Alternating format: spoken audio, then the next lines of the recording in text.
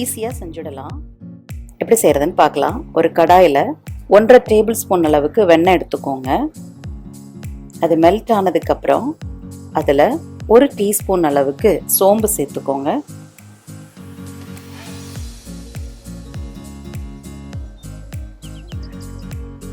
ஒரே ஒரு பட்டை, 1 கிராம்பு, 1 ஏலக்காய்,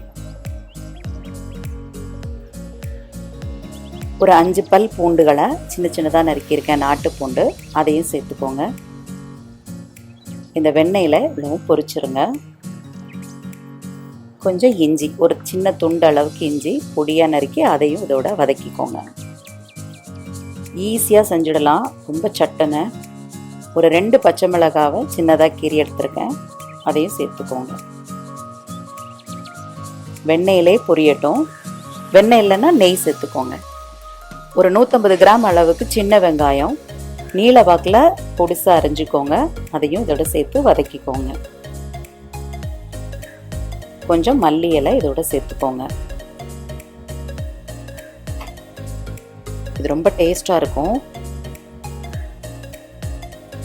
இந்த ரெசிபிக்கு தேவையான அளவு உப்பு இந்த வெங்காயத்தில் இறங்குற மாதிரி போடுங்க.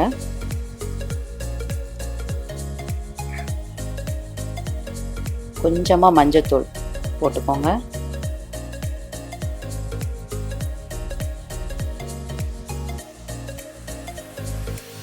ஒரு டீஸ்பூன் அளவுக்கு மிளகாய் தூள் சேர்த்துக்கோங்க.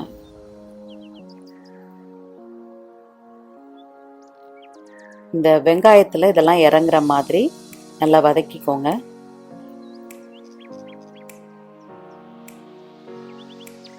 ஒரு ஃபியூ மினிட்ஸ் கழிச்சு 1 டீஸ்பூன் அளவுக்கு மல்லித்தூள் சேர்த்துக்கோங்க.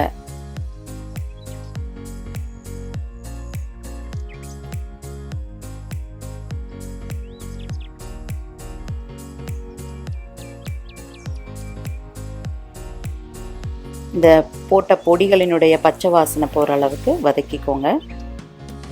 மல்லி இலையை மறுபடியும் தூவிக்கோங்க. இந்த அரோமா ரொம்ப அருமையாக இருக்கும், நல்ல கமகமன்னு வாசனையாக இருக்கும். சிம்பிளாக செஞ்சிடலாம். இந்த பொருள் எல்லாமே வீட்டில் எப்போவுமே இருக்கிறது தான். பாருங்கள், குழைவாக வெங்காயம் வெந்துருச்சு. இந்த ஸ்டேஜில்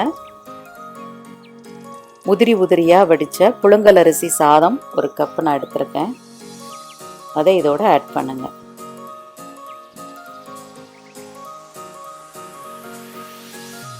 அதை இதோட மிக்ஸ் பண்ணிடுங்க. டீயை குறைச்சி வச்சுக்கோங்க. சட்டுன்னு காலி ஆகிடும். இந்த மாதிரி செய்யும்போது இது குழந்தைங்களுக்கு அவ்வளோ பிடிக்கும். இது ஏன் பேச்சுலர் ரெசிபின்னு சொல்கிறேன்னா, அவங்களுக்கு எப்போவுமே வீட்டில் வெங்காயம் பச்சை மிளகாங்கிறது இப்போவும் இருந்துகிட்ருக்கிற ஒரு விஷயந்தான். அருமையாக சட்டுன்னு ரெடி பண்ணிடலாம். மல்லி தூவிட வேண்டியதான். இந்த ரைஸில் இந்த மசாலா வாசனைகள் ஃபுல்லாக இறங்குற மாதிரி இது பண்ணுங்கள். அப்புறம் 1 ஸ்பூன் அளவுக்கு எலுமிச்சம்பழ ஜூஸ் அதோட விடுங்க. புளிப்பு சுவைக்கு எலுமிச்சைச்சாறு. That's it. அருமையாக இருக்கும் இந்த சாதம். குழந்தைங்களுக்கெல்லாம் ரொம்ப ரொம்ப பிடிக்கும். ரொம்ப டேஸ்ட்டாக இருக்கும் ஆனியன் ரைஸ். செஞ்சு பாருங்கள். உங்கள் கமெண்ட்ஸை எனக்கு அனுப்புங்க. தேங்க்யூ.